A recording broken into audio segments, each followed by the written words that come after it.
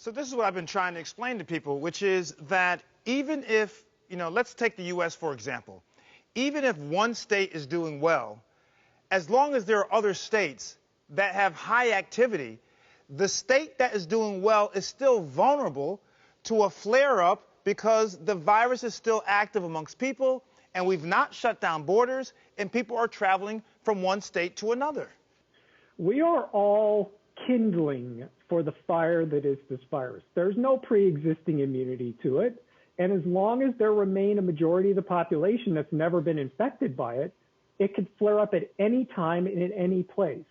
So it is really a false sense of security to think that because maybe you live in a rural area or a place that's not well populated, or because your area is doing well now, it's a false sense of security to think that things can't get worse.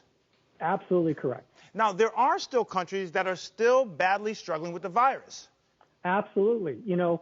Brazil is an example of a country that's sort of like the United States, that really didn't roll out a national containment plan.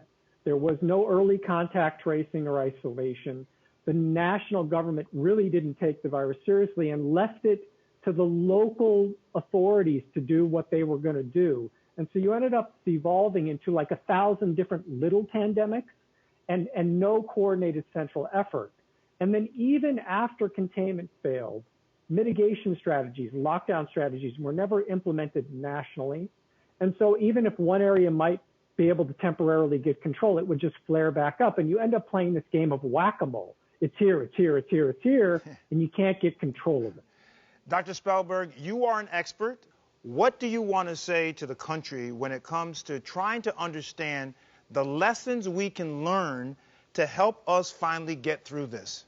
If we can now do what Italy did, and to some extent what New York was able to do, and implement such effective mitigation that we can get cases back under control nationally in a coordinated way. You cannot leave this to 1,000 different municipalities. It'll just flare back up.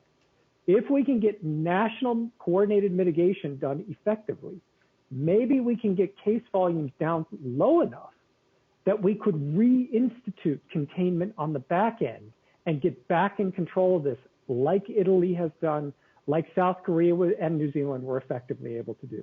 Dr. Spellberg, before you go, I'm going to put you on the spot. This is the million-dollar question, maybe the trillion-dollar question.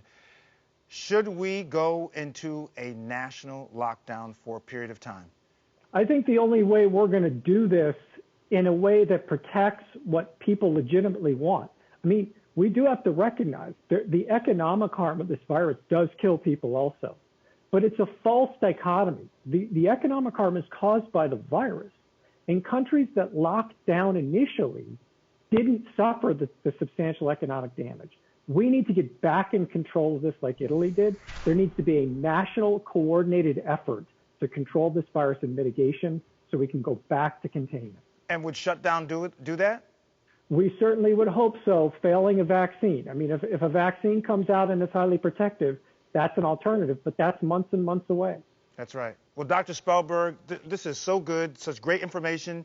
You broke it down. You showed us these examples around the country. Hopefully, some out there is listening and paying attention, and we can take some of these steps that we've learned from other countries. Thanks for joining us. Thank you.